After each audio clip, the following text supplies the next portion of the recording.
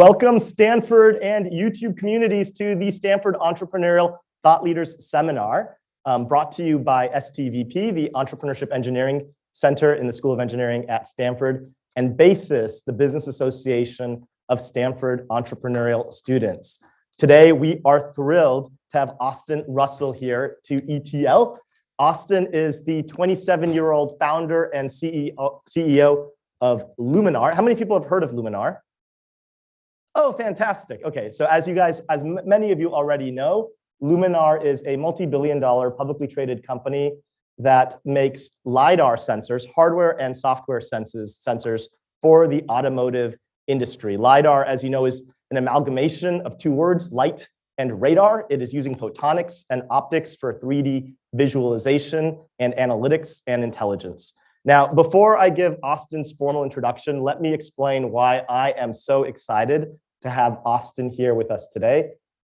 As you guys may know, the essence of entrepreneurship, the definition of entrepreneurship, comes from Harvard Business School professor Howard Stevenson. He's generally the one that people use when they're citing academically. And he defines entrepreneurship as the pursuit of opportunity without regard for resources controlled.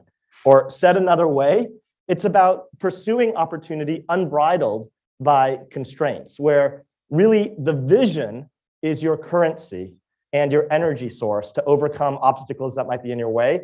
And true entrepreneurs can unlock locks and overcome challenges that others can't.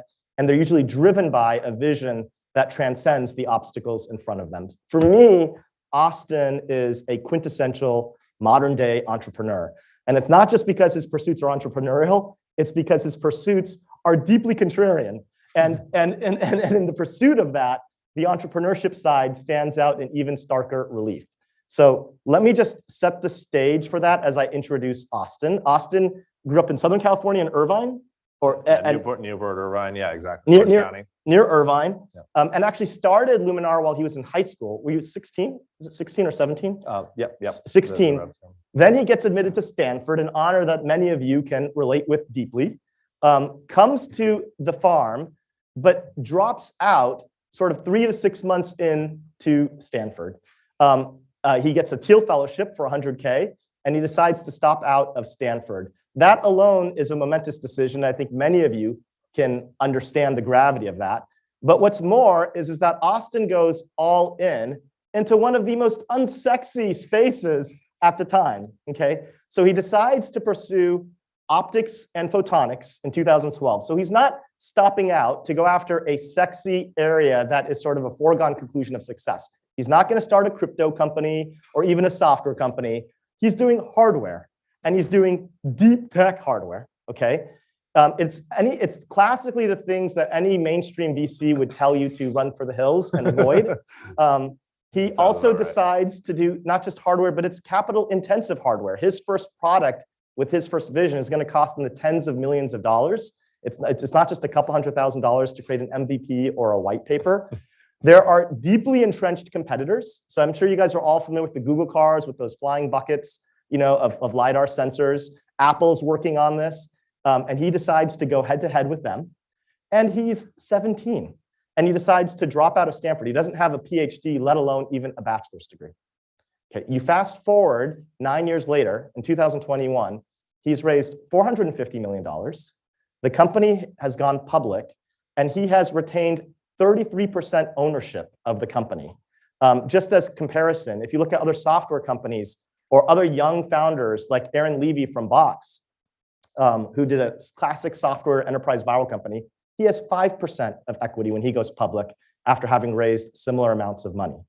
And so not only has he built something that is deeply disruptive, he's also done it in a way where he's also retained significant ownership. So how did he do it? And how did he overcome the challenges and obstacles that many of you may have confronted along that journey? Well, those questions and more, hopefully we will answer in the next hour. So everybody, please welcome Austin. So Austin, let me give the floor to you. First of all, is there anything that you want to explain to people that don't know Luminar about what Luminar does? Well, I mean, from what you said, it sounds like a horrible idea. I don't know why anyone in their right mind would stay within a mile of. No, But yeah, I think you give a little bit of the overview there too. Obviously, it was quite a journey, being able to get to this point. But in terms of the whole concept around Luminar in the first place was to be able to create a new kind of breakthrough ground up system for lidar, which is stands for light detection ranging. It's basically sort of the eyes of the autonomous car that sends out laser pulses in the environment to know exactly how far away things are, measuring the speed of light. You guys are familiar if you're familiar. But basically what we had to do was create something that would be for production vehicles that consumers could be able to utilize. And there's a lot of different contrarian, as you said, bets a lot that we had to make along the way. But the ultimate goal and what we were able to achieve was to be able to build something that could dramatically enhance the driving experience, enhance the driver as opposed to replacing the driver, and be able to work with now the majority of major global automakers to enable next generation safety and autonomous capabilities on their next generation vehicle lineups. So yeah, working with automakers is not easy, but it's very incredibly rewarding when you're able to succeed at that. And that's really where I think we have an opportunity and are fortunately having the ability to change, millions of lives along the way from the adopters of these vehicles as it gets out there more and more so. But basically, for the first time, I think we're seeing this transformation in the autonomous vehicle space from all R&D into actual real production cars, and we're effectively spearheading that. And again, the important part is that it's not just about the self-driving part; it's also about the safety part. And in the holistic mission there is, and we can talk at some point about some of the longer-term vision, but the mission there is to be able to dramatically improve collision avoidance capabilities on vehicles, which sometimes people take for granted. But the reality is that the problem has never been worse, where more and more people, more and more cars are getting into more and more accidents, even despite all of the technology advancements that have happened on vehicles over the past couple of decades. So that's what we're really looking to be able to turn around and solve one of the leading causes of death globally and suffering. So it's an important part of it as well. And you articulate that in a vision statement. I want you to share what your vision statement is.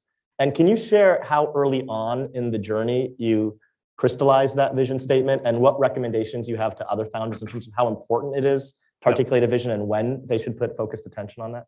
Yeah, absolutely. And I would say the most recent iteration of this, and this is from, coming from a few years ago, basically we have this 100-year vision for what's laid out. And the 100-year vision is to save as many as 100 million lives and 100 trillion hours of people's time out on the road over the next 100 years. And every single thing that we do as a company all adds back up towards that vision.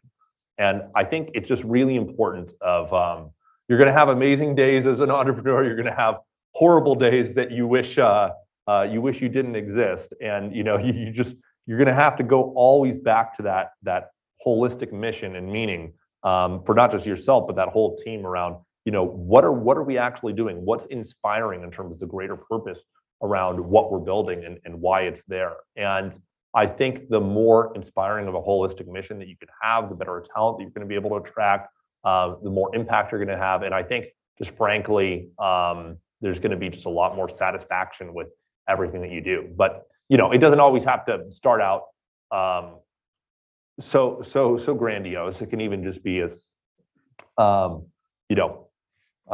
the first part is just make the best lidar, make the best technology. You can have, even that in itself was ambitious enough because you said we're basically competing with the Googles and Apples and every major automaker and every major tier one and other folks there. But then, at some point you just have to keep building and building and building on top of that until you can kind of have this bigger picture, holistic mission that everything can roll up under and everything that you do. And I think identifying that as early on as possible, whatever that may be, is absolutely critical to the success of a new company that's looking to get great talent and up against incumbents that just don't have that same kind of direction. So I just want to underscore that. So even at the very beginning, you did have, I don't know if you articulated it as a vision, but you had a focus statement that was critical. Is that right? Yeah, absolutely. And I think it was that, and then it was, make autonomy safe and ubiquitous, and then we ultimately crystallized it to that 100-year vision. But even when you were a Stanford student, you were about to drop out. Even at that stage of the company, you had a. Oh yeah, absolutely, 100%. Yeah. And so can you take us back? So I want to ask the question that's sort of the elephant in the room for all of our aspiring entrepreneurial Stanford students: is what advice would you give to the Stanford students that are wrestling with whether or not they should drop out of Stanford and pursue something entrepreneurial? How do they know if it's the right decision or the wrong decision? That's a good question, and the reality is that there is no single right decision or single wrong decision for everything. And I think it's the same thing that even Peter Thiel said, when he was first convincing me or some of the other Thiel fellows that he had joined with in dropping out, is that it's if you know that timing is important in terms of pursuing a journey or an idea or a concept or something that you have, it's not going to wait for you. Like, it's not going to.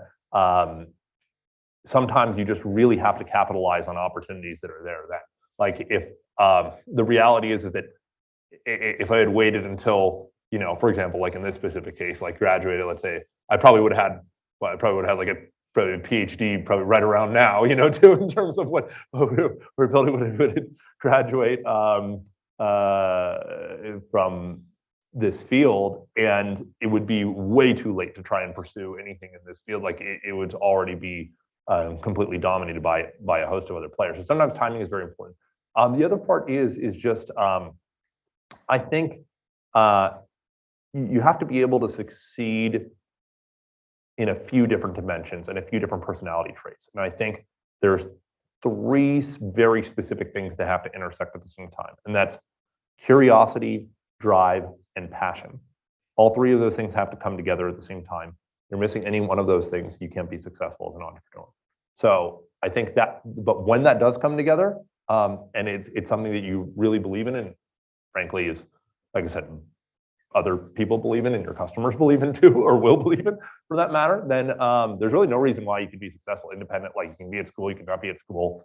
That's all good. But I think on balance, I will say that Stanford is, one of the, realistically, the foremost at probably being at the forefront of all this and encouraging the entrepreneurship and the right kind of environment to be able to foster exactly that. So I think, like, probably of any academic environment that is, like, generally good for fostering that kind of thinking and mentality, like, it's certainly here. So. And so just to make this clear, and like, how were you feeling when you made the decision to drop out? Was there fear? Did you have any fear about that decision? Was there gravity in that decision, or did it feel pretty easy and natural? No, super easy and natural. Super easy and natural. No, there was no consternation. Not at all. Okay, Austin's dad's in the audience, and your parents didn't say, "Son, I don't know." That's a different one. Yeah, my dad is in town here too. I'm looking at it. That's it was definitely different kind of discussion that's happening there. I think the thing is that if you don't, you need to have, like, an extreme amount of conviction, in whatever you're doing. Like, if you don't get over that barrier, you're not going to be able to make it into real. So you really have to be confident in what you're doing to be successful. Frankly, even if you're, like, blissfully ignorant and confident in there too, if you have enough confidence, then it's amazing what you can do. So let's talk about how you source that conviction, because it does feel very clearly that you had this clear conviction that you would miss out on the opportunity if you didn't take action then. But so many people at the time, if you were looking at doing something that was deeply technical, it's going to cost tens of millions of dollars to build. How did you have enough? What was required for you to put the dots together to say that the timing is now for me to focus on optics and photonics in 2012, to have the conviction to actually go all in? So I would just say for optics and photonics generally, and by the way, I think the timing actually still is now. I think the timing is for the next, couple of decades, for that matter. Like, I'm a firm believer that, and I sort of saw a theme, and it had a thesis that, what electronics was to the 20th century, optics and photonics and optoelectronics would be to the 21st century, in terms of just major innovations and iterations and problems being solved at a global scale that can deliver massive amounts of value. and saw that as also like the clearest path to be able to make, sort of a global change and also make a lot of money while doing it at the same time. So I think when it comes down to it, being able to identify broader themes is a really interesting way, and just sort of these trends that, and it's not going to be the stuff that everybody's talking about. Frankly, a lot of times, like if everybody's talking about it, then it's probably like over, like you're going to have a lot of competition. You're going to have a lot of different people focused on things. Like you want to find niches to be able to start off with that are specific. Now, in this case, like optophotonics in and of itself a niche, but it's different in the sense that, for example, like most major, talk about universities, like most major universities, like you have like electrical engineering programs, you have computer science programs, you have other things like photonics programs. You don't like, there's no 99.9% of schools don't have, like, you can't graduate as an undergrad in photonics. That's not even a thing. So, and like actually Stanford's like one of the foremost, experts on that, more generally in terms of the level of talent that's had here. And even then, that's like almost pretty much entirely to graduate school. So, it's just interesting to see those dynamics. And the important part is, I think, is seeing interdisciplinary connections and just being able to actually ensure that it's applied to the real world and that there is a practical application of that kind of product or technology or whatever it is that you're building, as opposed to just doing, say, research for the sake of research, which I think is still a little bit of a struggle with the academic community, which nevertheless is extremely important, for the fundamentals of everything that's done. But I think it can all benefit from more entrepreneurship. Okay. So it sounds like you connected the dots between the potential and the markets. It captured your passion, your curiosity, and your drive. And so that was enough for you to commit your one precious life to this at Stanford, when you were to drop out and go full time on this, all in. Yeah. When was the moment when in other words, YOLO. YOLO. YOLO. And back when that term was cool. Yeah, I'm probably dating myself for all the younger generation. But when was the moment then that you actually knew that you would succeed? When that the product actually was going to realize the vision that you had mentally and be a market success? And how did you know? I sort of like, maybe it sounds kind of crazy at the time. Like I had a lot of conviction that it was going to be successful. We're going to make it work. I think, for what it's worth, like as an entrepreneur, you sort of have to take the mentality that like failure is not an option, and Apollo style, where no matter what you do, like you have to succeed. You have to make this work. So like if you're going all in on something, you have to do that in a very, very intelligent capacity. And I think kind of like that, that Warren Buffett saying, like, don't put all of your eggs in a bunch of different baskets. Put it all in one basket and watch that basket very carefully. So yeah, in this case, like you have to build, and I think I would say probably like, I don't know, within the first year of sort of what I was doing there too, I didn't know the full extent of what, it could do and what it could ultimately mean by like any stretch of the imagination. But I knew that it was valuable. I knew it was impactful. And frankly, like when you're in a technology ecosystem and you can build valuable technology, like it's amazing how much interest you can get from like, from potential, customers, in this case, automakers, technology companies, other stuff. People want to buy technology from you. People will probably want to even buy your holistic company if it really is that breakthrough. So, if you can build the right breakthrough tech in the first place and get that product market fit, that makes all the difference. I just want people to get a good feel for the difference between great and good. You're the youngest self-made billionaire for a reason. And so I wanted them to understand what does validation feel like when you're in one of these, mega unicorns. So I understand, it sounds like from day one, you had 100% conviction that it was going to succeed, but there was a moment when maybe you could relax a little bit because you had the external validation that it was going to succeed. Can you give us any more tactical detail on what numbers you were sensitive to that gave you that validation? Yeah. I mean, and we, like I said, we had raised obviously a lot of capital and other stuff along the way. I mean, I would say though that the true validation never, like, you never get 100% true validation like until very, very late in the game, like probably like 10 years in. Maybe that's when you get like start to get your true validation for it. But I mean, the reality is that different steps along the way. I would say like the first sort of major iteration of the product of like, the first time when we had everything come together with the lidar, flipped on the switch and everything can actually image, and it can work as you would expect it to work, and your theoretical calculations match up with the real world. Like those are the moments that's like the mind-blowing moments. At the same time, it's like the first moment when we came out of stealth mode. We had no press, no interviews, no public website, no anything for the first 5 years of the business. That was that.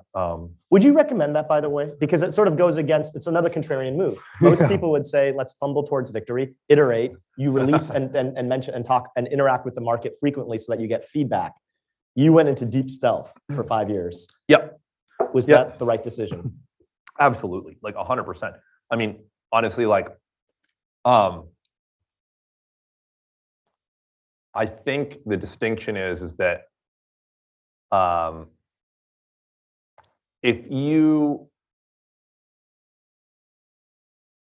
we kind of half jokingly had to say that we had to find 2,000 ways to not build a lidar before finding the way that would actually solve the problem for all these different dimensions and everything of what it takes to be able to make this happen. And you want to do that behind closed doors. Like you want to be able to make sure in a world of where everyone is always, over promising and under delivering, like in, the startup-y aura of hype sphere, like there is value in under promising and over delivering, or frankly, just not promising literally anything at all, like hence, being deep in stealth mode. But then when you do have that and when you're ready to be able to show it off, I mean, I think it was like literally the first time that we launched out of stealth mode. Next thing you have like just breakneck interest from everything from the customer side to, I mean, I think we were, getting these like huge features from like Bloomberg and the New York Times and like. And how do you overcome the criticism, which is like the classic customer development trend over the last decade, that you want to get outside of the business, interact directly with your end customers, and iterate quickly. And you can do that too, and still be in stealth. Absolutely, you can do that and still be in stealth. It's very good. Just make sure that everybody's properly NDA'd. Everybody, like, make sure you have the right frameworks for things. But you can operate in stealth and do all of those things. Like and in fact, I think actually like there's some element. I mean, in this case, we were. Talk about like other unconventional things. Like I had this network of like hacker houses, they call it, like it was very Silicon Valley show-esque, that I used in part to be able to fund the business. And one of them was actually this compound on the top of the hill in Portola Valley, actually, just like 10 minutes up the road here. And that was one where it was like, that was actually where we would like live and work out of and just be able to build these kinds of different products and systems.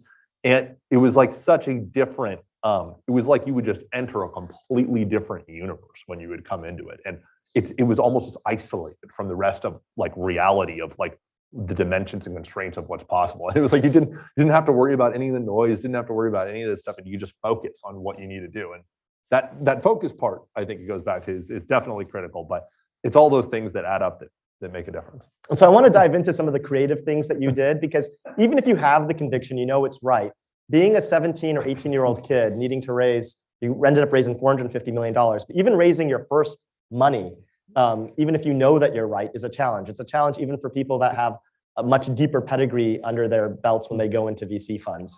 Can you talk about the creative ways in which you got financing? Obviously, the Peter Thiel check was $100K. It's great, but it's not enough to build a next-gen lidar system. How did you get financing, and any unintuitive tactics that you use that you would share with others? Yep. And but by the way, for what it's worth, I think by the time we're done, it's probably well over $1.5 billion in terms of total financing there. $1.5 billion. And can you share what percentage of the company you still own? But about a third. About a third. I think that's unprecedented in my 20 years of venture. But okay, so spill. Yeah, share spell the insights on how did a 17-year-old kid get your initial funding? Any unintuitive tactics or hacks that you can share? Yeah, there's a lot. There's a lot of craziness too. Like this is oh man. So yeah, first and foremost, the reality is that raising money, particularly in the early stages of a business, is extremely dilutive.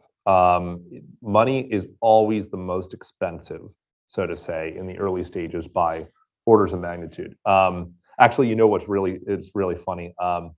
So I was just there with actually here we are in the Jensen Wong auditorium here too. Actually, just a couple hours ago, or a few hours ago earlier today, we announced this big deal with Mercedes alongside NVIDIA there too, which was a fantastic outcome and expanding across their whole lineup of vehicles for the next generation technology that we're building on it. And actually was there with Jensen, so funnily enough, and was like, oh, well, speaking in your auditorium later, hey, so that was pretty cool. And it's so weird, by the way, too, being here, when I was in the audience 10 years ago, to taking a look at some of these talks and other things, and kind of coming full circle. But the thing that I remember Jensen saying here too, just a couple hours ago, was that the big thing that he wanted to do, the first thing he did when he IPO'd, was he wanted to buy his parents' Mercedes, and I think it was like a $50,000 Mercedes that he ended up buying for it, and he's like, that was the most expensive Mercedes ever, because that now he's like, it did the math, and now that's the equivalent of a $200 million Mercedes, based on the current value of where NVIDIA is at. So it goes to show, point is that if you believe in a long-term growth trajectory, you can money is very, very expensive. But in the early stages, wait, he spent that $50,000 at the beginning of the company? Is that towards the beginning. And he could have put that into his orders of magnitude growth. If he held on to it instead of selling that portion of stock or whatever, would have been $200 million. Got it. Yeah, that was the joke about the $200 million Mercedes. So, but the point is that I think. Early on, it's very important to try and be creative and thoughtful about how you finance. And one of the things that the strategies that I took early on is because we had so much conviction in terms of long-term value about what we could create. And this, I think, safe notes in particular is a certain mechanism of financing that was originally started by Y Combinator and proliferated throughout. It was, how do we say, much more niche and much smaller scale there too. People would do $10,000 safe notes, $50,000 safe notes, maybe $100,000 safe notes. The reason for these notes, instead of operating off of traditional equity financings where people give you a certain amount of money for a certain percentage of the company, was basically you would be able to, in exchange for either getting a higher valuation cap or getting a discount off of a future round, be able to effectively push out when that mark to market is on valuation. And from a discounting perspective, even if you basically are saying, X investor, I guarantee you will get a 30% return by giving you a 30% discount, or plus or minus, whatever it may be. Which, by the way, is for most investors, those kinds of returns are really good. But if you think that you're going to 10x and grow by 1,000%, 30% is completely in the noise. So that's where you can be creative around these things. And that's so we took a mechanism that normally people raise $100K on, and over the years we raised $200 million on safe notes, which I think I've never heard that. So that is obscenely obscenely extreme data point, everybody. So, but it's an example of your entrepreneurial thinking. Yeah. So technically speaking, we actually, before going public, only ever did one equity financing because all the notes sort of converged together. And in that first year, when you're just starting, when the money's the most difficult to raise, how much of it was funded by the hacker house? I mean, most of it. I just want people to understand. So when did you get your first outside check outside of? So you guys understand the hacker house, he rented a big house, he subleased the rooms, and he made a margin off of that. And you also created this community that was also a competitive advantage. Absolutely. Yeah. It turns out the ultimate form of due diligence on people is living with them. So you ended up getting your cash from the hacker house, talent, Yeah. and also tech development. Absolutely. Okay. Yeah, no, and people, it like actually got to a point where people were like so excited to live with it, like literally like the market rate for what people were bidding on for like a closet, which it was around like $2,500 per month, like for literally like a closet in the hacker. Like it was crazy, like, in terms of people were coming up with creative ideas for how can we just people want to be a part of the community, like, and that was it was just wild to see, early on, just how much of, well, like literally Wild West type mentality it was. But there was a lot of civility there to it at the same time. It's not like the movies in that sense. But that was your cash for the first how many months? Like, was that for the first like? For the first year or two, and then you got your outside capital from Yeah. safes. Okay. Yeah, and then started to get outside capital and safe, started compiling that on, and I think, as you progress yourself, you can mark up the valuation caps. You can, you don't have to give people as big a discounts. You can do other things, but it makes a difference. But the point is that like even by shifting out dilution like a year or two on things, that literally can make all the difference. I mean, you guys are familiar with exponential scales on things. If you like even slight changes in terms of the timing of when that dilution happens just makes like dramatic differences in the total outcome of what can happen from a ownership stake perspective. Like, to the point is that the reality is that most of the time, I mean, to end up with like a 5% stake, for example, by the time you go public, I mean, people end up diluting themselves like 20 times over. I mean, it's actually a lot of new shares that you just have to constantly issue and issue and issue and issue and issue. And that can be very challenging. So the key thing, though, is that it's not just about, and this is a very, very important point, it's not just about the owner, like, for example, as an entrepreneur, it's not just about the ownership stake that you have, it's about all the other employees that you have. You dilute, like, yes, you get diluted on something, but like if you bring more shares in, you do more financing, more dilution, then it dilutes everybody else along with you. So, what you want is to be able to end up in a virtuous cycle of value growth with your employees rather than a vicious cycle of value growth where then you have to issue more shares to then make up for that value. So, and were the safes capped then, or was it just discounts? It was initially capped, and then it was discounted. Then it was discounted. Okay, that also makes a big difference in the factors. I want to make sure that we save room for you guys to ask questions. I'm going to ask one more question, and then we're going to open it up, which is that Austin, you did share about the three cardinal principles that drive you: curiosity, passion, and drive. Right. I understand that there's another one that you care deeply about, which is oftentimes not talked about, which is generosity.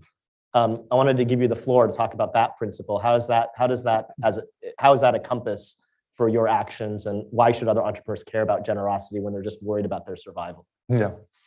No, it's a good question. I think, honestly, when you are initially worried about survival on that too, like, you have to think about generosity in a different way than, you think about generosity, like, when you're at a different stage of business. But I think the generosity part, as just a holistic philosophy, goes a long way.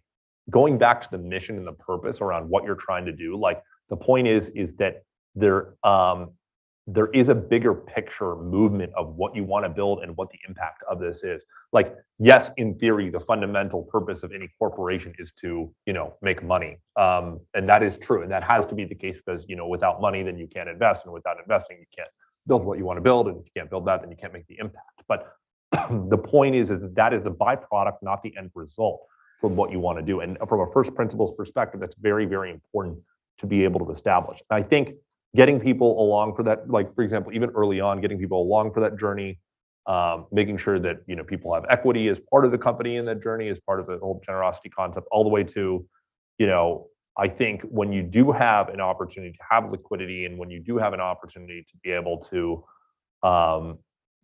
help others along the way, even outside of, the company or operation or whatever you may do in life, I think that can be particularly meaningful. And in this case, just not too long ago had done a donation, in this case of $70 million to the Central Florida Foundation, which is part of what is with the local community that we have out in Orlando, Florida, where our headquarters is, where we're able to help both local and global causes all around in terms of being able to make a difference and make an impact. And it's it's awesome just seeing, even everything from helping housing crisis locally all the way to a global scale. We have now ocean trash cleanup robots that are being deployed, with other partner programs that are around to be able to, prevent and remove the majority of trash out of the ocean by 2050. So there's a lot of really interesting things that can be done that you can also apply creative skills to earlier on. I think the reality is that unfortunately, the vast majority of not just necessarily entrepreneurs, but just people generally probably don't really think around the generosity aspect until they're probably in the last, couple of decades of life, maybe sometimes even literally until the exact end, And I think that in part takes away from some of the importance of being able to apply yourself towards these causes and towards what makes a difference in the world more generally. And I think that whole aspect of, in my case, philanthropy is going to be a super important part, not just now, but in the future. And that, again, it's not just about, the capital side of it and money side of it, about giving, but it's also, again, going back to the holistic mission around what you're trying to do and the causes you believe in. And for example, the 100 million lives saved you can do, I think, if we accomplish that, that'll be certainly the proudest achievement that what it can do. So that's great. Well, let me open it up. I know you guys must have questions, so just raise your hands, and then I think the CAs are going to come around. Can they introduce themselves, or they cannot because we're on YouTube? No. Oh, okay. They can't even say their year or context. Okay. Can they say if they're an engineer or an undergrad or? If you could say it, even if they can't hear it online, okay. It's fine. Yeah. Okay. So if you can just don't say your name, but give Austin context if you're an undergrad or grad, what you're studying, if you know what you're majoring in, and then ask your question. I think there's a question here. And if you just raise your hands if you have a question, we'll come around and get you. There's a question also there, CAs on the side, so you can give them the next one. Hey, Austin. Can you guys hear me? I can hear you, but I don't know if YouTube can. It's on. Okay. Hey, Austin. So I'm currently an undergrad, and I'm an engineer looking to work at the intersection of software and hardware. And one of the questions I have for you is kind of how did you approach, go to market as an early entrepreneur? So I'd imagine that as a hardware company, as a startup trying to sell to some of these auto manufacturers actually be quite difficult. And you're going to run into a lot of pushback from these legacy companies. So curious to see how you approach it and how you kind of iterate your way through go-to-market. Thanks. Yeah, I mean, I think in terms of the go-to-market side, you have to take it in this case, you have to take it in different phases. First is just make sure that you can get the buy-in of the right people at the right organizations that this can make a meaningful difference. It's all about reaching the right people. 99.999% of people at automakers would have absolutely no freaking clue what they're looking at when they're looking at a point cloud off of some, lidar prototype, But if you reach the right person, as was the case, for example, back in 2015, 2016 with Volvo, which is one of our lead partners and customers, who actually had a lidar expert, that was on board the team. He went up to Portola Valley, took a look at, the point cloud in the car, and he literally fell out of his chair. The second that he saw that, when you have the context, it's wow, this really can make a huge difference. And then you get those champions and sponsors that have that vision for you with companies that you'd like to work with and partner with. And that's really, really important along the way. Otherwise, you will just get lost in the noise. You won't be able to grow.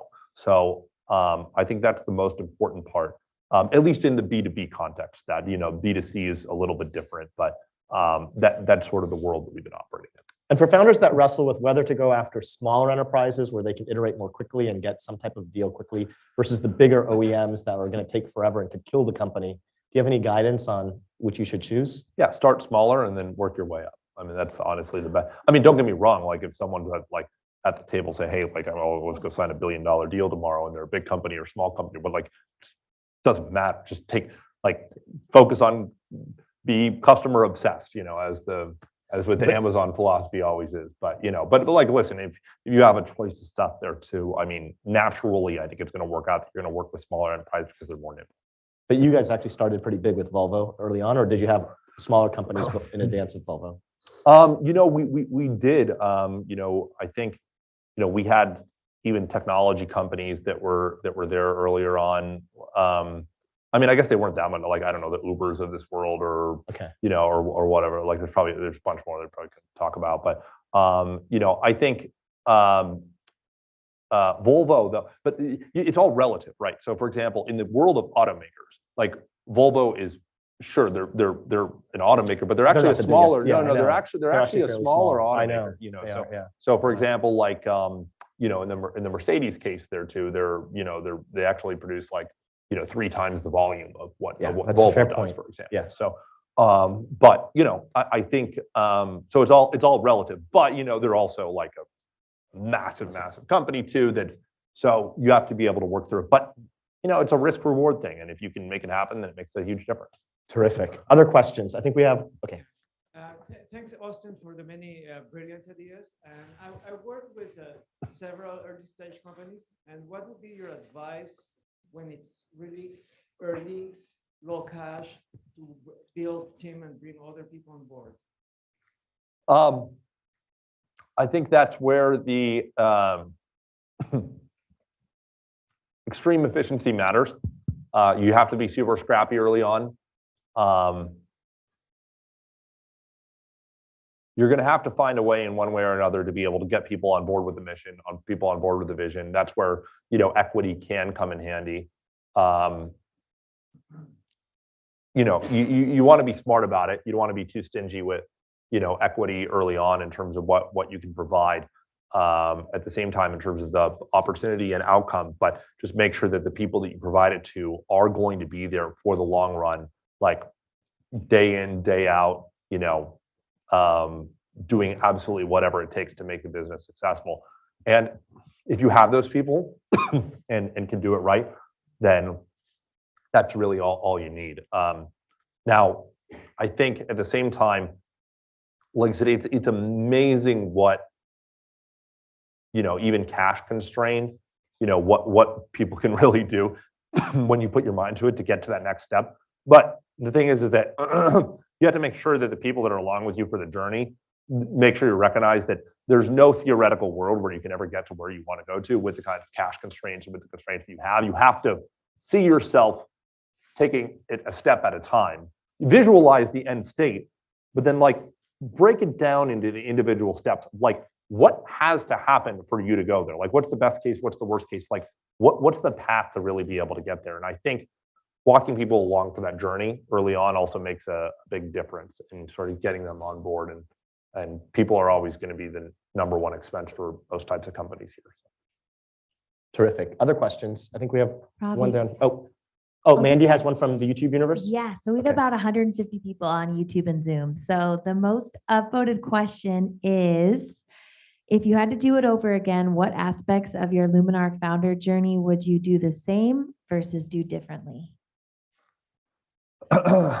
Oof. I think the important part about being an entrepreneur is not getting everything right. You know, you will make mistakes all the time and probably beat yourself up for it. The key thing is you just have to make the right decision more than 50% of the time. That's the key. You do that, and you'll be in a good spot. But I think at a general level, a lot of things had to work out, obviously, very well in lockstep to get to the stage of where we're at. But I would just say also, like, emphasis on the right people. I know people talk about it all the time, but cannot be stressed enough. But making sure that you have the right people in the right roles in the right positions. And the way you structure and set up teams is going to look dramatically different every 2 years as a growing business. And you have to constantly be rethinking how you're structuring the teams, the level of talent that you're able to get in and attract to the business. And at the same time, I think learning more about, like, I would just say org structures. It sounds kind of boring, but like, just like there's resources now where you can look up org structures of like technology companies and how things are set up, and like ask other entrepreneurs of how they set things up and like how they manage the teams and how they actually, succeed at scaling. I think is super important. The reality is that, like I said, there's always a lot of different steps and a lot of things that you can have done differently along the way too. But I think that is one of those things that will substantially reduce the amount of insanity that you have to go through on a year-to-year basis if you get that right. And there's some parts that got it right very well, and there's some parts that along the journey that I had to learn. That's a great way to frame it. It's learning. It's learning. I think we have time for one or two more. There's a question right here. Yes. Hi. Hello. You're on. As a hardware-focused tech company in the automotive industry, I'm curious if and how supply chain disruptions during the pandemic affected Luminar and whether you're still feeling those effects, given kind of like the long-term nature of that technology or the development of that technology. And then additionally, I'm also curious how you view Luminar in this new currently shaping or currently evolving world as it relates to like geopolitics in the tech industry, especially as it relates to sensors, as we've seen like recently over the past year, this sort of change on, between namely like China and the US. Yeah. So I'd say a couple thoughts in general. From a supply chain standpoint there too, I think if there's anything that people have recognized over the course of the past couple of years is that supply chains are very important, very critical, and cannot be taken for granted. This is a completely different shift in mentality for automakers, for big companies, for everyone alike. And I think fortunately we've been largely insulated from a lot of that stuff, given for two reasons. One is sort of the obvious that we're not at least yet like a Fortune 100 company that produces tens of millions or hundreds of millions of product that at this stage that has to worry about some of the larger scale challenges or issues. But I'd say more specifically, given that there's a lot of development vehicles, development work, we're really scaling up in some pretty larger scale numbers starting more later on this year or next year or the following year when we're scaling with series production with our automakers. But the other part is that made an early bet to be able to be completely vertically integrated from the chip level up. And a lot of the semiconductor shortage challenges that have happened I would say just a lot of the supply chain shortages that have happened have been around semiconductors. And that's where being vertically integrated at the semiconductor level, where we control that whole side of it, everything from I actually have three different companies that Luminar owns that are part of this. One is Black Forest Engineering, the other is called Optoelectronics, the other is called Freedom Photonics. And so basically it does a processing chip, the indium gallium arsenide receiver chip, and then we have the laser chip for the last one. So having control over that supply chain is definitely very, very helpful. And that's also made a huge difference in sort of weathering that storm. The other part of it is from a geopolitical standpoint. Yeah, I would say that there's a lot of the stuff that people talk about generally.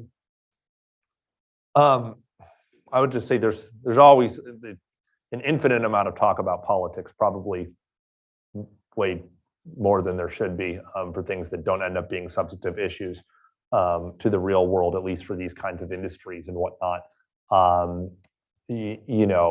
I think the relevant part is that you have to build a global supply chain ecosystem that is available to be able to, in a cost-effective way, provide product to different customers globally, like particularly for this industry where like some people can get away with just operating something in the US, for example. Like automakers are very globally distributed. Like you have these major centers in, Germany or Japan or Sweden or China or, around the world or wherever it may be. So that's why we actually have our first major series production factory they're building out is in Mexico. That we have that's sort of a more neutral location, when it comes down to that. And then we actually will be building out another factory in Asia to be able to support customers there and beyond globally. This is something that we literally just announced a few hours ago today to support the expanded volume from companies like Mercedes and beyond globally. So it's important. I have to wrap it up, Austin. But Yeah. but thank you so much for sharing so generously. Thank you everybody for tuning in and coming to this session of the Entrepreneurial Thought Leaders Seminar. And please join us next week when we'll have Andreessen Horowitz General Partner Connie Chan as our special guest. And as always, you can go to ecorner.stanford.edu to see all of the material. So thank you, everybody. Thank you, Austin. All right, thank you.